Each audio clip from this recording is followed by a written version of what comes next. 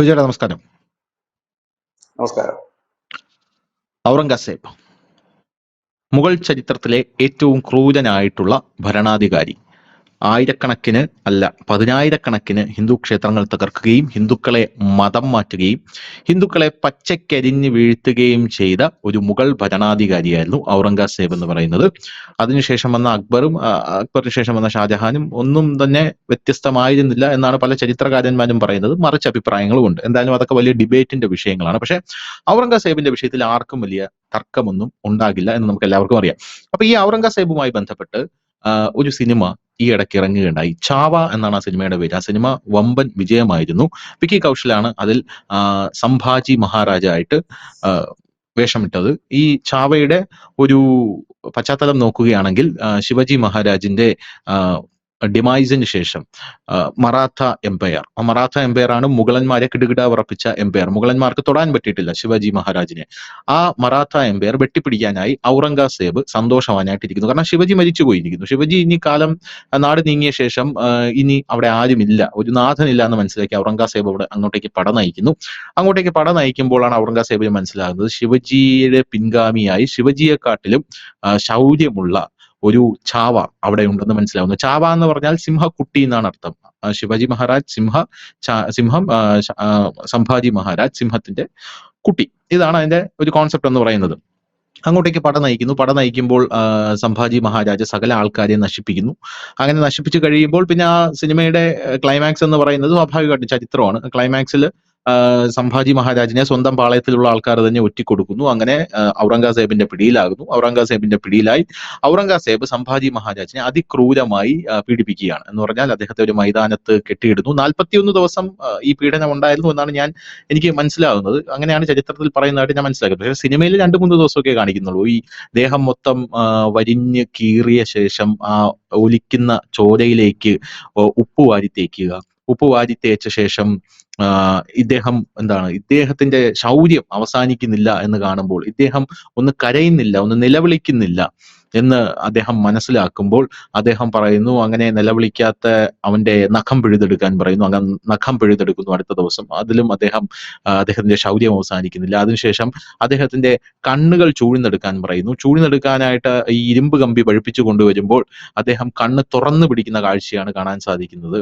ജയ് ജഗദംബ് എന്ന് പറഞ്ഞുകൊണ്ട് അദ്ദേഹം കണ്ണുകൾ ചൂഴ്ന്നെടുക്കാനായിട്ട് പറയുന്നു. അങ്ങനെ ചൂഴ്ന്നെടുക്കുന്നു. അവസാനം ജയ് ജഗദംബ് എന്ന് പറയുന്ന ഇവന്റെ നാക്ക് പിഴുതെടുക്കണമെന്ന് പറയുന്നു. അങ്ങനെ നാക്ക് പിഴുതെടുക്കാനായിട്ട് വരുമ്പോൾ അദ്ദേഹം നാക്കുകൾ പുറത്തേക്ക് നീട്ടിക്കൊടുക്കുന്ന കാഴ്ച നമുക്ക് കാണാൻ സാധിക്കും. അപ്പൊ അതിനു മുമ്പ്, നാക്ക് പിഴുതെടുക്കുന്നതിന് മുമ്പ് ഈ ഔറംഗസേബ് ചോദിക്കും, നീ ഞങ്ങളുടെ പാളയത്തിലേക്ക് വരൂ, നിനക്ക് ഈ ലോകം തന്നെ വെട്ടിപ്പിടിക്കാൻ എനിക്ക് സാധിക്കും, നീ വന്നു കഴിഞ്ഞാൽ പക്ഷേ മതം മാറണം എന്ന് പറയുന്നു. അപ്പോ സംഭാജി മഹാരാജ് തിരിച്ചു പറയും, അതിനേക്കാളും നീ ഞങ്ങളുടെ സാമ്രാജ്യത്തിലേക്ക് വരൂ, നീ മതം മാറണ്ട എന്ന് പറയുന്നുണ്ട്. അപ്പോഴാണ് പറയുന്നത് ഇവന്റെ നാക്ക് പിഴുതെടുക്കും എന്ന് പറയുന്നത്. അങ്ങനെ നാക്ക് പിഴുതെടുക്കുന്നു. അതാണ് ഈ സിനിമയുടെ ഒരു പശ്ചാത്തലം. പക്ഷെ ഈ സിനിമ കണ്ടു കഴിഞ്ഞ ആൾക്കാർ വൈകാരികമായി ഈ സിനിമ എടുക്കുകയും അതിനുശേഷം ഔറംഗസേബിന്റെ കല്ലറ പൊളിക്കണം എന്ന് പറഞ്ഞൊരു ആവശ്യം ഉന്നയിക്കുകയും ചെയ്തു. തീവ്ര ഹിന്ദുത്വ സംഘടനകളെല്ലാം അങ്ങനെ ആവശ്യപ്പെട്ടിട്ടുണ്ട്. അങ്ങനെ ഔറംഗസേബിന്റെ കല്ലറ പൊളിക്കാനുള്ള ഒരു നീക്കം നടക്കുന്നുണ്ട്. ഇപ്പോ ആ നീക്കം നടക്കുന്ന കൂട്ടത്തിൽ ഇപ്പോ നമ്മുടെ ഇവരുണ്ടല്ലോ, ആരാണ്, ബജ്രംഗദൾ പറഞ്ഞത്, ഗവൺമെന്റ് ഇത് പൊളിച്ചു കളഞ്ഞില്ലെങ്കിൽ ഞങ്ങൾ എന്ത് ചെയ്യും, അങ്ങോട്ടേക്ക് കർസേവ നടത്തും, രാമക്ഷേത്രത്തിലേക്ക് നടന്ന പോലെ ഒരു കർസേവ അങ്ങോട്ടേക്ക് നടത്തും എന്നാണ് ഇവർ പറയുന്നത്. ടു ബി ഓണസ്റ്റ്, എനിക്ക് ആ കല്ലറ പൊളിക്കണമെന്നോ അങ്ങനെ, അത് ഒരു മോണ്യുമെന്റ് ആണ്. അത് ചരിത്ര മോണ്യുമെന്റ് ആയിട്ട് തന്നെ അത് നിലനിൽക്കണം, ചരിത്രത്തിൽ നടന്ന സംഭവമാണ് എന്നുള്ള ഒരു പക്ഷക്കാരനാണ് ഞാൻ. ഈ ഔറംഗസേബിന്റെ ചരിത്രമാണ്, ചരിത്രപരമായിട്ട് നമ്മുടെ കുട്ടികൾക്ക് കണ്ടു വളരേണ്ട ഒരു മോണ്യുമെന്റ് തന്നെയാണ് ഔറംഗസേബിന്റെ കല്ലറ എന്നൊക്കെ പറയുന്നത്. പക്ഷെ ഈ മറാത്ത എംപയർ അറിയാലോ, ഇപ്പൊ മറാഠീസ് എന്ന് പറയുന്നത് ആ വികാരം ഇപ്പോഴും അതിനെക്കാട്ടിലും ശക്തമായിട്ട് ആളിക്കത്തിച്ചുകൊണ്ടാണ് അവിടെ മഹാരാഷ്ട്രയിൽ ആൾക്കാർ ജീവിക്കുന്നത് നമുക്കെല്ലാം അറിയാം. അവരിത് വൈകാരികമായിട്ടാണ് കാണുന്നത്. പക്ഷെ ഈ കല്ലറ പൊളിക്കണം എന്നുള്ള ഒരു നീക്കത്തിന്റെ പുറത്ത് മുന്നോട്ട് പോകുമ്പോൾ നമുക്ക് മനസ്സിലാകുന്നത് ഇത് archaeological survey of India protect ചെയ്ത് പിടിക്കുന്ന ഒരു മേഖലയാണ്. അതുകൊണ്ട് അത് പൊളിക്കാൻ പറ്റില്ല. രണ്ടാമത്തെ കാര്യം, അതൊരു വഖഫ് പ്രോപ്പർട്ടിയാണ്. വഖഫ് പ്രോപ്പർട്ടി ആയതുകൊണ്ട് തന്നെ ഈ കല്ലറ പൊളിച്ചു കഴിഞ്ഞാലും ആ പ്രോപ്പർട്ടി വഖഫായിട്ട് തന്നെ തുടരും. നിലവിൽ വഖഫ് പ്രോപ്പർട്ടി പിടിച്ചെടുക്കാനുള്ള ഒരു നിയമം നമ്മുടെ രാജ്യത്തില്ല എന്നുള്ളത് കൊണ്ട് തന്നെ ആ കല്ലറയിലേക്ക് തൊടാൻ സാധിക്കില്ല എന്നുള്ളത് നമുക്ക് എല്ലാവർക്കും അറിയാവുന്ന ഒരു കാര്യമാണ്. അപ്പൊ ഇതേ തുടർന്ന് ഈ നാഗ്പൂരിൽ ഒരു വലിയൊരു റയട്ട് കഴിഞ്ഞ ദിവസങ്ങളിൽ പൊട്ടിപ്പുറപ്പെടുകയുണ്ടായി. ആ റയട്ട് എന്ന് പറഞ്ഞാൽ ഈ കർസേവ എന്ന് പറഞ്ഞാൽ ഈ കല്ലറ പൊളിക്കണം എന്ന് പറഞ്ഞ നടന്ന ആൾക്കാർ, ഞാൻ മനസ്സിലാക്കുന്നത് എങ്ങനെയാണ്, നടന്ന ആൾക്കാർ ഈ കല്ലറയുടെ ഒരു ഡെമോ ഉണ്ടാക്കുന്നു. ആ ഡെമോ ഉണ്ടാക്കിയ ശേഷം അത് കത്തിക്കുന്നു. അത് കത്തിച്ചപ്പോൾ അവിടെ മുഴുവൻ മുസ്ലിങ്ങൾക്കിടയിൽ ഒരു പ്രചാരണമുണ്ടായി. ഖുർആനാണ് കത്തിച്ചത് എന്നൊരു പ്രചാരണമുണ്ടായി. അങ്ങനെ വലിയ രീതിയിൽ ആൾക്കാർ ഇരമ്പി തെരുവുകളിലേക്ക് എത്തുന്നു. അങ്ങോട്ടും ഇങ്ങോട്ടും സംഘർഷം ഉണ്ടാകുന്നു. വനിതാ പോലീസ് ഉദ്യോഗസ്ഥരെ പോലും ബലാത്സംഗം ചെയ്യുന്ന ഒരു സാഹചര്യം ഉണ്ടാകുന്നു. FIR എഴുതിയിട്ടുള്ളതാണ്. 51 പേർക്കെതിരെ കേസ് എടുത്തിട്ടുണ്ട്. അവരെ അറസ്റ്റ് ചെയ്തിട്ടുണ്ട്. ഈ വനിതാ പോലീസ് ഉദ്യോഗസ്ഥരെ പീഡിപ്പിച്ചു, ബലാത്സംഗം ചെയ്തു, അവരെ വിവസ്ത്രരാക്കി എന്നൊക്കെയാണ് ഇതിൽ പറഞ്ഞിരിക്കുന്നത്. പിന്നെ ഇതിന്റെ ഒരു മാസ്റ്റർ മൈൻഡ് എന്ന് പറയുന്ന ഒരാളുണ്ട്. ആ മാസ്റ്റർ മൈൻഡിന്റെ പേര് ഫഹീം ഖാൻ എന്നാണ്.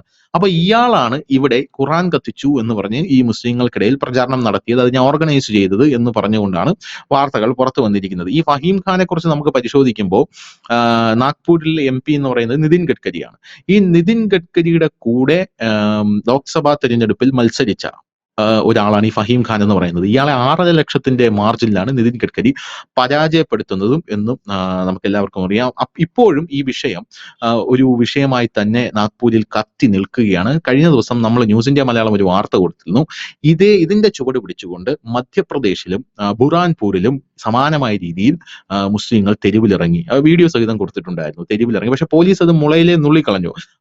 അപ്പൊ തെരുവിലിറങ്ങാനുള്ള കാരണം സോഷ്യൽ മീഡിയ വഴി ഇസ്ലാമിനെ അധിക്ഷേപിച്ചു എന്ന് പറഞ്ഞ് ഒരാളുടെ പേര് പറയുന്നു. ഇവൻ സോഷ്യൽ മീഡിയ വഴി അധിക്ഷേപിച്ചു എന്ന് പറഞ്ഞ് തെരുവിലിറങ്ങുന്നു. വലിയ സംഘർഷത്തിലേക്ക് കാര്യങ്ങൾ നീങ്ങുന്നു. പക്ഷെ പോലീസ് അവനെ അറസ്റ്റ് ചെയ്ത് ഈ പ്രശ്നം സോൾവ് ചെയ്യുകയാണ് ചെയ്തത്.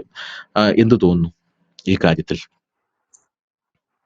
ഇതിപ്പം ഈ സിനിമ ഇറങ്ങിയതിന് ശേഷമല്ല ഇതൊരു വലിയ വിവാദമായിട്ട് മാറും. സിനിമ ഇറങ്ങുന്നതിനൊക്കെ വളരെ മുമ്പ്, എനിക്ക് തോന്നുന്നത് ഒരു 3-4 വർഷം ആയിട്ട് തന്നെ ഇത് കണക്ക് ഔറംഗസീബിന്റെ ശവകുടീരം പൊളിക്കണം. എനിക്ക് തോന്നുന്നു BJP തന്നെ ഇത് അവരുടെ തെരഞ്ഞെടുപ്പ് കാലത്തൊക്കെ പറഞ്ഞിട്ടുണ്ടായിരുന്ന സാധനം തന്നെയാണെന്ന് തോന്നുന്നു. അത് മാത്രമല്ല, ഈ ഭരണാധികാരി ഔറംഗസീബിനെ കുറിച്ച് നമ്മൾ കൂടുതലായിട്ട് മോശമാണെന്ന് പറയേണ്ട കാര്യമല്ല. സ്വന്തം പിതാവിനെ തടവിലാക്കുകയും സ്വന്തം സഹോദരനെ അതിക്രൂരമായി കൊലപ്പെടുത്തുകയും ചെയ്തൊരു വ്യക്തിയാണ്. അപ്പൊ പിന്നെ പുറത്തുള്ളവർ അയാൾ വെറുതെ വിടത്തില്ലെന്നുള്ള കാര്യം ഊഹിക്കാനുള്ളതേ ഉള്ളൂ. അപ്പോ ഈ ഇത് നമുക്ക് ശ്രദ്ധിക്കേണ്ട കാര്യമാണ്. നമ്മുടെ രാജ്യത്ത് 2 തരത്തിലുള്ള സംഘർഷങ്ങളാണ്. ഒന്ന് നമുക്ക് വർഗീയ സംഘർഷം അല്ലെങ്കിൽ രാഷ്ട്രീയ സംഘർഷം എന്ന് പറയുന്നത്, കലാപം എന്ന് പറയുന്നത് രണ്ടും രണ്ടാണ്. ഇപ്പൊ വർഗീയ സംഘർഷം എന്ന് പറയുന്നത് പെട്ടെന്നുണ്ടാകുന്ന ഒരു വൈകാരികമായ രീതിയിലുള്ള പ്രശ്നങ്ങളായിരിക്കും. അത് ചിലപ്പോൾ ഒരു പക്ഷെ കല്ലേറിലോ ഇല്ലെങ്കിൽ ഉന്തും തള്ളിലോ തല്ലിലോ ഒക്കെ തീരുന്ന ഒന്നാണ്. പക്ഷെ കലാപം അങ്ങനെ വെൽ പ്ലാൻഡ് ആണ്. ഇപ്പോൾ ഈ നാഗപ്പൂർ കലാപം വന്നപ്പോൾ എനിക്ക് ഓർമ്മ വരുന്നത്, ഈ ഉത്തരാഖണ്ഡില് കൃത്യം 1 വർഷം മുമ്പ് അവിടെ ഒരു മസാർ എന്ന് പറയുന്നത് ഒരു ശവകുടീരത്തിലാണ് ഈ മസാർ എന്ന് പറയുന്നത്, കബറടം എന്ന് നമുക്ക് പറയാം. അപ്പൊ ഈ സത്യത്തില് മസാർ എല്ലാ മുസ്ലിങ്ങളും മസാർ ആരാധിക്കാറില്ല. ഈ കബറടങ്ങൾ ആരാധിക്കുന്ന ഒരു രീതി ഉത്തരേന്ത്യയിലൊക്കെ ഉണ്ട്. എനിക്ക് തോന്നുന്നു ഷിയ വിഭാഗമായിരിക്കണം, സുന്നികളും ചെയ്യാറുണ്ട്, നമ്മുടെ നാട്ടിലും ഒക്കെ ഉണ്ട് ഒരുപാട് കബറടങ്ങൾ. അപ്പൊ ഒരു മസാർ സർക്കാർ ഭൂമിയിൽ കെട്ടി ഉയർത്തിയിരിക്കുന്നു, റെയിൽവേ സ്റ്റേഷൻ അടുത്താണ്. അപ്പോൾ പുഷ്കർ സിംഗ് ധാമിയുടെ സർക്കാർ അത് ഒഴിപ്പിക്കാൻ ഒരു നീക്കം നടന്നു. അന്ന് സമാനമായ രീതിയിൽ വനിതാ പോലീസുകാരൊക്കെ ജീവനം കൊണ്ട് പായുന്ന ഒരു കാഴ്ച അതിൽ കണ്ടു. അത് സ്ത്രീകളും പുരുഷന്മാരും അടക്കം വലിയ രീതിയിൽ ആക്രമണം അഴിച്ചുവിടുകയും ഈ വനിതാ പോലീസുകാരുടെ യൂണിഫോം അടക്കം പിച്ചി കീറുകയും അവരെ ഇതണക്ക് ക്രൂരമായി ബലാത്സംഗം ചെയ്യാനായിട്ട് പോവുകയും ഒക്കെ ചെയ്തു. അങ്ങനെ ഈ ഉദ്യോഗസ്ഥരെല്ലാം ഓടി അടുത്തുള്ള ഗ്രാമങ്ങളിലുള്ള ഓരോ വീടുകളിലാണ് ഓടിക്കേറി രക്ഷപ്പെട്ടത്. പിന്നീട് അത് അടിച്ചമർത്തുകയും അത് പൊളിച്ചു കളയുകയും ചെയ്തു, അത് വേറെ കാര്യം. എന്നാൽ പോലും അതിന്റെ സമാനമായ രീതിയിലുള്ള കാഴ്ചയാണ് നമ്മളിപ്പോൾ നാഗപ്പൂർ കണ്ടത്. അതായത് രാവിലെ ഒരു 10-11 മണിയായപ്പോൾ ഈ ബജരംഗ് ദളിന്റെ ഒരു പ്രകടനം, വിശ്വഹിന്ദു പരിഷത്തും ബജരംഗ് ദളും മറ്റ് ഹൈന്ദവ സംഘടനകളെല്ലാം കൂടെ ചേർന്നിട്ടൊരു പ്രകടനം നടത്തുന്നു. ആ പ്രകടനത്തിനിടയിൽ ഔറംഗസീബിന്റെ കോലം, ഒപ്പം തന്നെ കബറിടത്തിന്റെ കോലം ഇത് കത്തിക്കുന്നു. ഈ കത്തിക്കും എന്നുള്ള കാര്യം പെട്ടെന്ന് എടുക്കുന്ന തീരുമാനമല്ല, നേരത്തെ തന്നെ അനൗൺസ് ചെയ്തിരുന്നതാണ് ഞങ്ങൾ കോലം കത്തിക്കുന്നു എന്നുള്ളത്. ഈ കോലം ഇത് കത്തിച്ച് കഴിയുമ്പോൾ ഈ വാർത്ത അവിടുത്തെ ചാനലുകളിലൊക്കെ വരുന്നു. ഈ മാർച്ചിന്റെ പിന്നെ വിഷ്വൽസ് വരുന്നുണ്ട്, ഇത് കത്തിക്കുന്ന വിഷ്വൽസ് വരുന്നുണ്ട്. ഇതിന് തൊട്ട് പിന്നാലെ സോഷ്യൽ മീഡിയ അക്കൗണ്ടുകൾ വഴി വ്യാപകമായി തന്നെ ഖുർആൻ കത്തിച്ചു എന്നൊരു വാർത്ത പരക്കുകയാണ്. വളരെ വ്യാപകമായ രീതിയിൽ ഖുർആൻ കത്തിച്ചു എന്ന് വാർത്ത പരക്കുന്നു.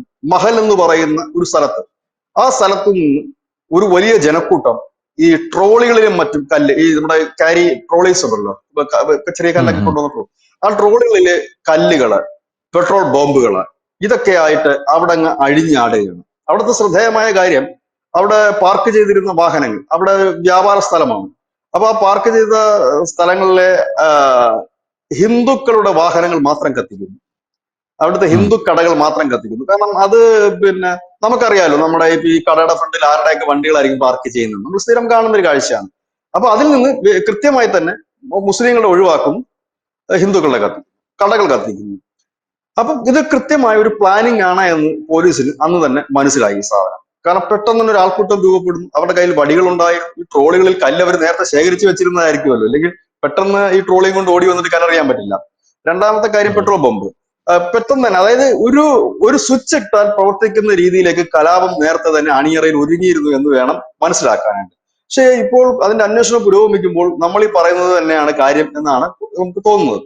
കാരണം 97ഓളം ബംഗ്ലാദേശി IP അഡ്രസ്സിൽ നിന്നുള്ള സോഷ്യൽ മീഡിയ അക്കൗണ്ടുകൾ വഴിയാണ് ഈ സന്ദേശം എത്തിയിരിക്കുന്നത്. നമ്മുടെ അവിടുത്തെ പോലീസ് ഇപ്പൊ 34 FIR രജിസ്റ്റർ ചെയ്തിട്ടുണ്ട്. സോഷ്യൽ മീഡിയ അക്കൗണ്ട് ഉടമകളുടെ പേരിൽ 34 FIR രജിസ്റ്റർ ചെയ്തിട്ടുണ്ട്. അതായത് ഈ IP അഡ്രസ്സ് ബംഗ്ലാദേശിൽ നിന്നാണ് ഓപ്പറേറ്റ് ചെയ്തിരിക്കുന്നത്. നമുക്കറിയാം, നമ്മുടെ നാട്ടിൽ തന്നെ ഈ ഫേക്ക് ഐഡികളെല്ലാം കൂടുതലായിട്ട് വരുന്നത് യമൻ, ഇറാഖ്, അഫ്ഗാനിസ്ഥാൻ തുടങ്ങിയ ഇടങ്ങളിൽ നിന്നുള്ള, ഇറാൻ തുടങ്ങിയ ഇടങ്ങളിൽ നിന്നൊക്കെയുള്ള ID ഉപയോഗിച്ചുകൊണ്ട് വ്യാജ ID സൃഷ്ടിക്കുകയാണ്. അവിടെ അങ്ങനെയുള്ള IDകളിൽ നിന്നാണ് ഈ കൊലവിളിയും കൊള്ളിവെപ്പും വലിയ മോശം കമന്റുകളൊക്കെ നമ്മുടെ വാർത്തയിലായാലും ഇല്ലെങ്കിൽ നമ്മുടെ സോഷ്യൽ മീഡിയ ആയാലും നിറക്കുന്നത്. കാരണം പോലീസ് ഇതിന്റെ ഒരു ഉറവിടം അന്വേഷിച്ച് എത്തിക്കഴിഞ്ഞാൽ അവർക്ക് എങ്ങും എത്താൻ കഴിയാത്ത ഒരു സാഹചര്യമാണ്. കാരണം യമൻ എന്നൊക്കെ പറഞ്ഞാൽ അങ്ങനെ നിയമവും നിയമവാഴ്ചയൊന്നും ഉള്ള സ്ഥലമൊന്നുമല്ല. അപ്പൊ അവിടെയൊക്കെയുള്ള ആരുടെയെങ്കിലും പേരിൽ ഒരു Gmail അക്കൗണ്ടോ ഇല്ലെങ്കിൽ മറ്റേതെങ്കിലും അക്കൗണ്ടോ ഉണ്ടെങ്കിൽ അവിടെ നിന്ന് അവിടെ നിന്ന് തുടങ്ങുന്നു, അവിടുത്തെ ഒരു IP അഡ്രസ് ഇത് തുടങ്ങും. വളരെ നിസ്സാരമായ കാര്യമാണ്. ഇത് വിലക്ക് കിട്ടും. അതുപോലെ തന്നെ ഭീകരവാദികൾ ഇത്തരത്തിലുള്ള IDകൾ ക്രിയേറ്റ് ചെയ്ത് കൊടുക്കുന്നുമുണ്ട്. സ്ലീപ്പർ സെല്ലുകളൊക്കെ വർക്ക് ചെയ്യുന്നത് ഇത്തരം IDകളിൽ തന്നെയാണ്. അപ്പൊ ഇത്തരം ഒരു ID വളരെ ആക്റ്റീവായിട്ട് വർക്ക് ചെയ്യുന്നു മഹാരാഷ്ട്രയിൽ. ഒരേ നിമിഷം തന്നെ ഈ പ്രകടനം സ്റ്റാർട്ട് ചെയ്യുന്നു, ഈ കോലം കത്തിക്കുന്നതിന് തൊട്ട് പിന്നാലെ ഇത് വരുന്നു.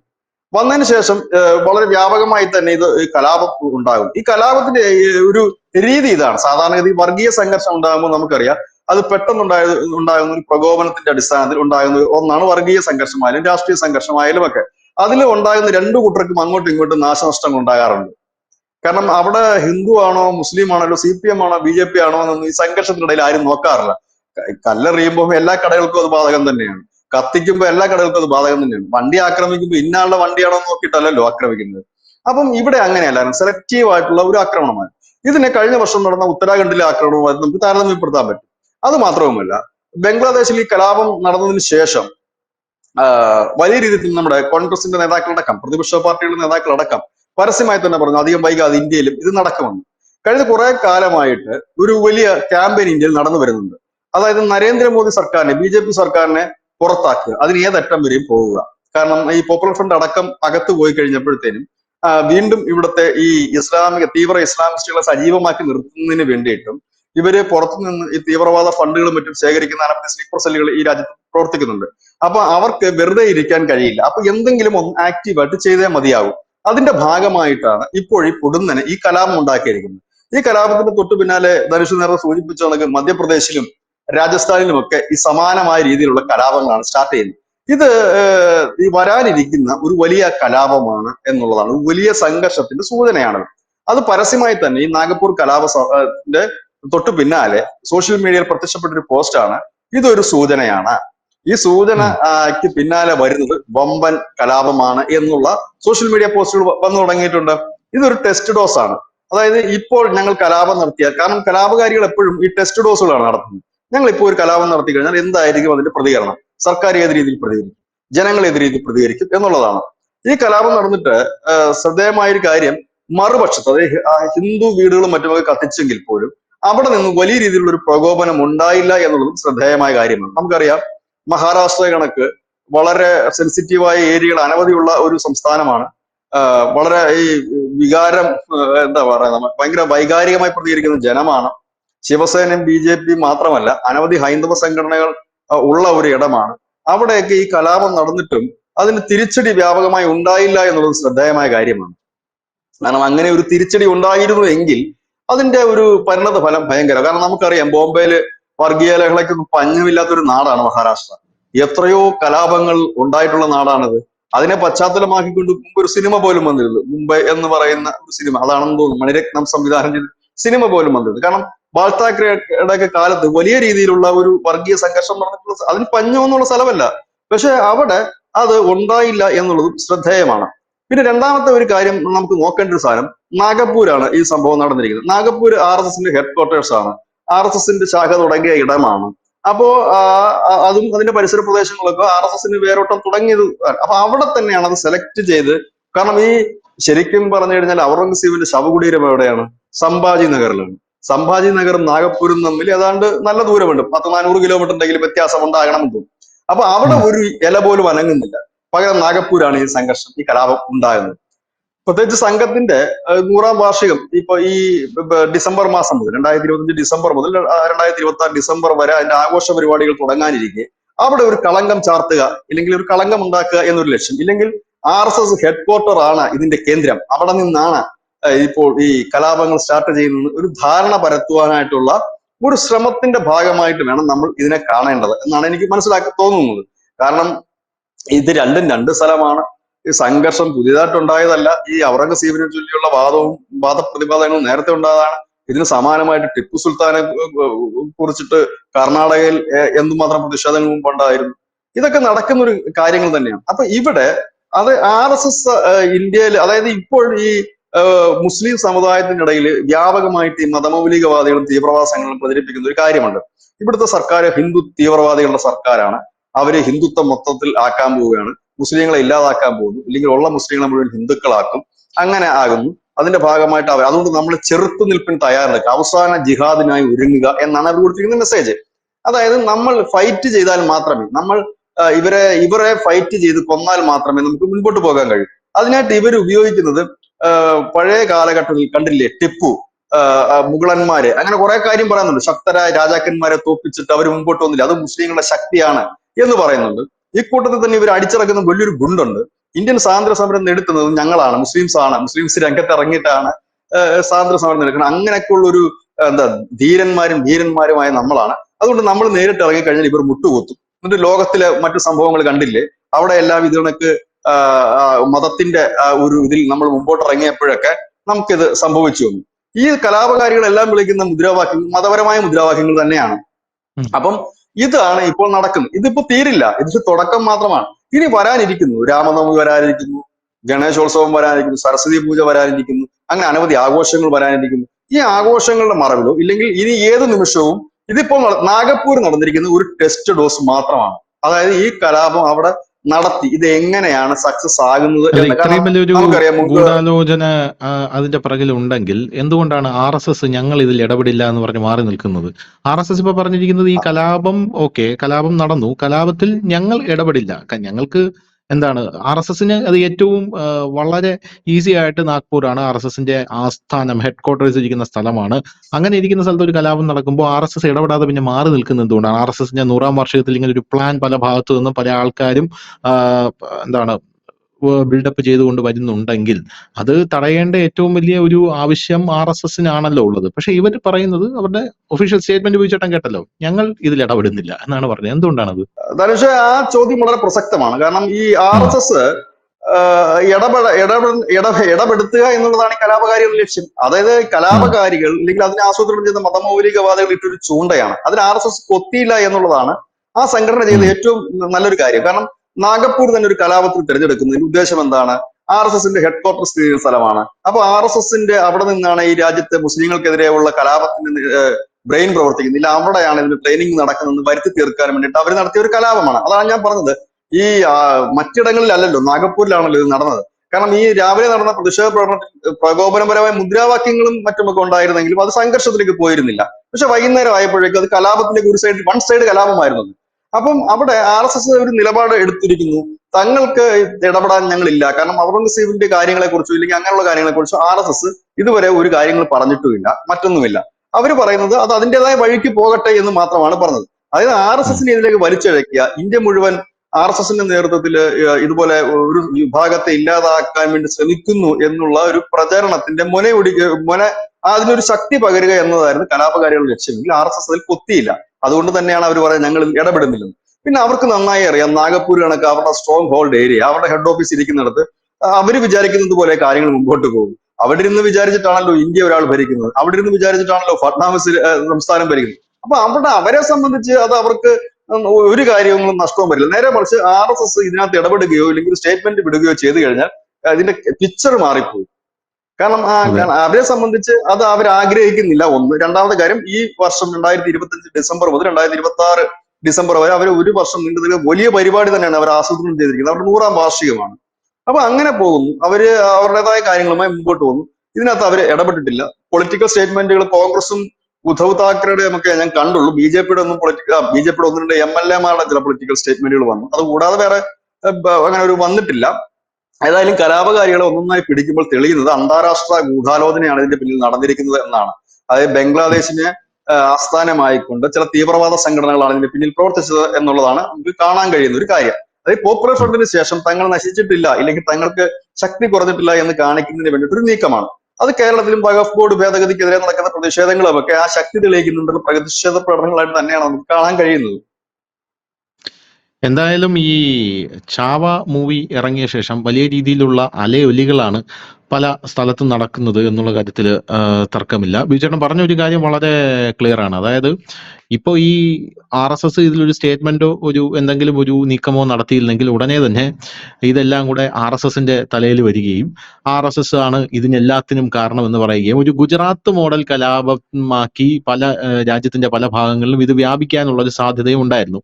അപ്പൊ RSS ഈ കലാപങ്ങളെല്ലാം തള്ളിപ്പറഞ്ഞിട്ടുണ്ട്. വേറൊരു സാധനം ഇതിന്റെ ഇടയിൽ കൂടെ നടക്കുന്നത് നമ്മുടെ ദേവേന്ദ്ര ഫഡ്നാവിസിന്റെ ഭരണം പോരാ എന്നുള്ള ഒരു വാദമാണ്. അത് ഈ സംഘപരിവാറുകാർ തന്നെ സോഷ്യൽ മീഡിയയിലൂടെ പടച്ചു വിടുന്നതാണ്. കാരണം യോഗിജി ആയിരുന്നെങ്കിൽ എന്തായിരുന്നേനെ ഇപ്പോഴത്തെ അവിടുത്തെ അവസ്ഥ എന്ന് പറഞ്ഞുകൊണ്ട് പല ആൾക്കാരും ദേവേന്ദ്ര ഫഡ്നാവിസ് മാറണം എന്നൊക്കെ പറഞ്ഞ വലിയ രീതിയിലുള്ള ഇത് ആവേശസംഖ്യകളാണ്. അവർക്ക് ഇപ്പൊ ഇത് പൊളിച്ചു കളയണം, ഇത് കുഴി കളയണം എന്നൊക്കെയുള്ള ഒരു സ്റ്റാൻഡാണ് അവരെടുത്തിരിക്കുന്നത്. അപ്പൊ നമുക്കറിയാലോ, താജ്മഹലും പൊളിക്കണം, റെഡ് ഫോർട്ട് പൊളിക്കണം എന്നൊക്കെയാണ് അവരുടെ ആഗ്രഹം എന്ന് പറയുന്നത്. അപ്പൊ അതൊന്നും നടക്കുന്ന കേസല്ല എന്ന് നമുക്ക് എല്ലാവർക്കും അറിയാം. എന്തായാലും ഇത് അവസാനിപ്പിക്കുമ്പോൾ ഒരു കാര്യം കൂടെ പറഞ്ഞ് അവസാനിപ്പിക്കാതിരിക്കാൻ നിവൃത്തിയില്ല. ഇവര് പറയുന്ന വേറൊരു നെറേറ്റീവ്, ഈ സംഭാജി മഹാരാജിന്റെ കഥ മുഴുവൻ, ഈ ചരിത്രത്തിൽ പറയുന്ന മുഴുവൻ കള്ളക്കഥയാണെന്നാണ് ഈ സുഡാപ്പികൾ പറയുന്നത്. അങ്ങനെ ഒരു ഗുണ്ട് ഇവര് അടിച്ചിറക്കുന്നുണ്ട് സ്വാഭാവികമായിട്ടും.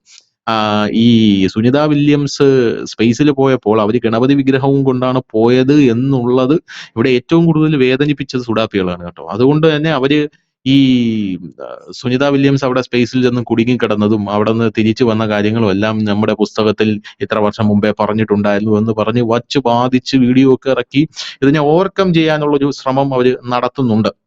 രണ്ടാമത്തെ കാര്യം, എന്താണ്, ഇങ്ങോട്ടേക്ക് വന്നപ്പോ സുനിത പറഞ്ഞു, മനോരമയിൽ ഒരു ഫാക്ട് ചെക്ക് കണ്ടു.